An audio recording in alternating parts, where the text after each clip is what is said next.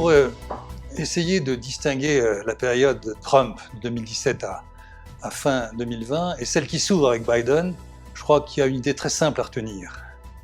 Trump a été constamment dans la négation à la fois du droit international, dans ses principes les plus fondamentaux, et dans la négation des droits des Palestiniens.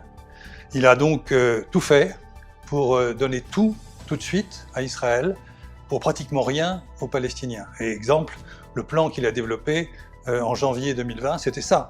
Il donnait la possibilité à Israël d'annexer la Cisjordanie, et il avait auparavant, en quelque sorte, donné son blanc-seing aux colonies, alors qu'elles sont absolument contraires au droit international. Donc on est vraiment dans un registre où le droit international n'a aucune importance pour cette administration. On est strictement dans les rapports de force. Avec Joe Biden, en fait, je pense qu'on revient, ou on va revenir, au droit international, c'est-à-dire à ses principes fondamentaux. Et parmi ces principes fondamentaux, il y a l'idée qu'il n'y a pas de possibilité d'annexer des territoires parce qu'on l'occupe. Il faut donc évacuer ces territoires.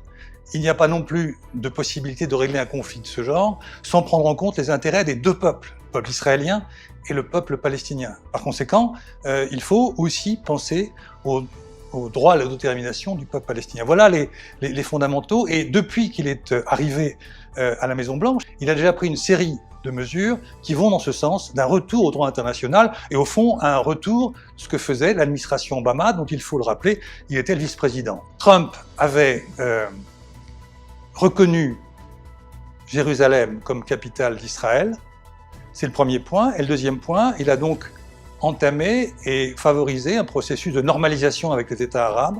Et sur ces deux choses, ces deux points importants, on peut penser que Joe Biden ne reviendra pas. Mais en dehors de ces deux points, je pense qu'une ère nouvelle s'ouvre dans les relations avec les Palestiniens, étant entendu que ça ne veut pas dire qu'il va lancer demain un processus de paix comme on l'a vu par le passé.